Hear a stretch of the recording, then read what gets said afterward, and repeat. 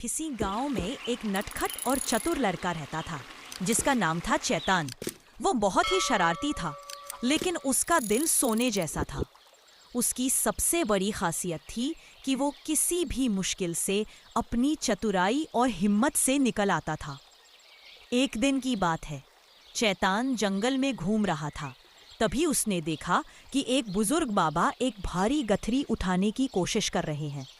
चैतान दौड़कर उनके पास पहुंचा और मदद करने लगा, और बाबा खुश हुए और बोले, तुमने मेरी मदद की। मैं तुम्हें एक रहस्य बताता हूँ। इस जंगल में एक जादुई पेड़ है जो किसी भी सवाल का जवाब दे सकता है, लेकिन वहां जाने के लिए तुम्हें 3 परीक्षाएं पास करनी होंगी।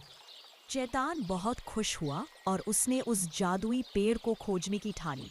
पहली परीक्षा बहादुरी की।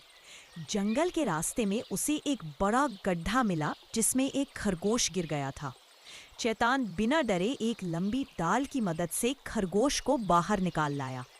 अचानक खरगोश इंसान में बदल गया। वो एक जादूगर था जिसने चैतान की परीक्षा ली थी। दूसरी परीक्षा चतुराई की।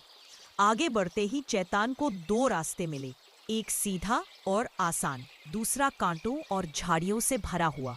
तभी एक तोता बोला, सही रास्ता चुनो वरना हमेशा के लिए खो जाओगे। चैतान ने सोचा, आसान रास्ता तो बहुत सीधा दिख रहा है, कहीं ये धोखा तो नहीं। उसने मुश्किल वाले रास्ते को चुना और जैसे ही वो आगे बढ़ा, कांटे गायब हो गए।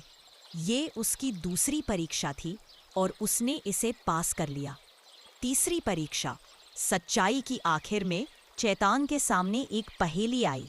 एक आवाज आई, अगर तुम्हारे पास एक ही रोटी हो और 2 भूखे लोग हो तो तुम क्या करोगे?